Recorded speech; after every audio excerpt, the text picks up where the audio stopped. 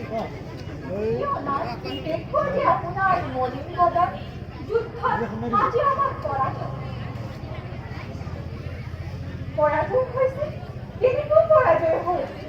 মন অপেক্ষা আমার লগত লাগি থাকতে কর্মের দুর্জয় বিক্রমে আমার দেহ উদ্ভেদ করে সকল রূপে পরাস্ত করবে দাদা নকুল সহদেব সকল বলয় ধর্মরাজে প্রাণ বলে চেষ্টা করছে কিন্তু সেই চেষ্টাও ব্যর্থ হয়েছে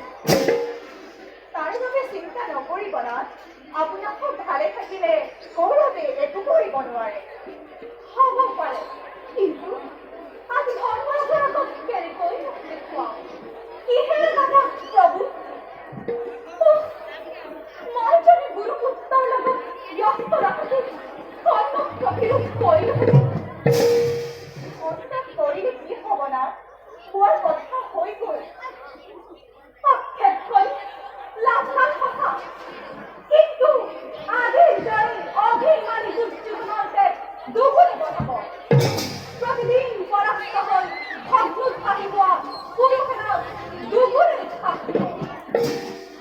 এদিনের পরাজয়ে আমার হতাশ কৰিব নোৱাৰে না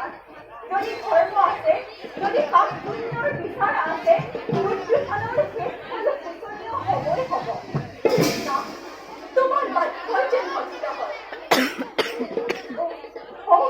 মহাৰাজ আহিছে আহিছে যোৱা তুমি কুচুখাৰ আয়োজন কৰা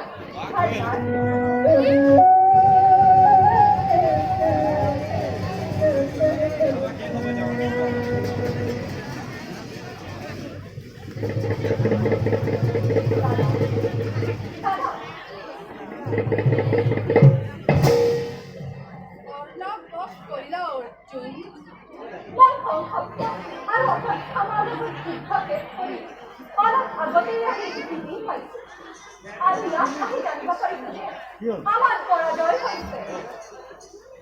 তেন্তে অৰ্ণ এতিয়াও জীয়াই আছে ইমান কিয়